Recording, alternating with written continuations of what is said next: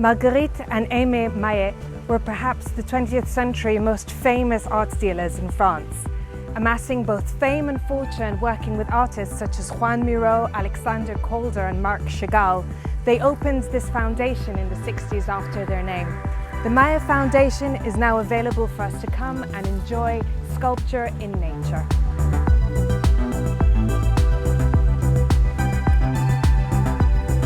Located near the famous village of Saint-Paul-de-Vence, 25 kilometers from Nice, Fondation Maeght receives more than 130,000 visitors every year in a unique architectural complex designed by Joseph-Louis Sartre.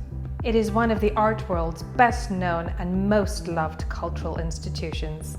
The painters and sculptors involved in creating the foundation worked in collaboration with the Spanish architect to create a place where art, nature and architecture blend in perfect harmony.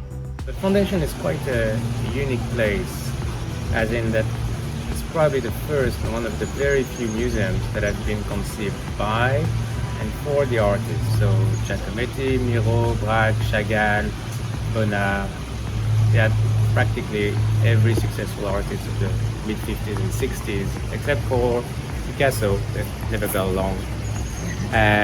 So you won't see any Picasso at the foundation, but you will see everybody else. It's a very, very successful example of, perfect harmony between the architecture, nature, and the art.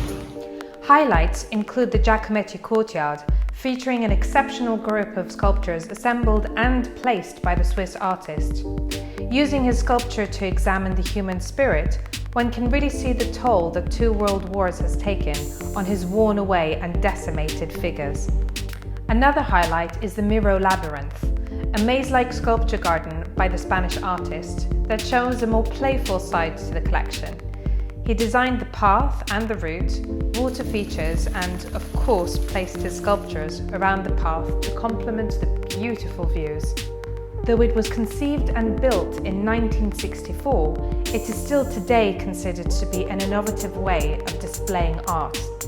Aimé Maeght was very, very particular about not calling it a museum.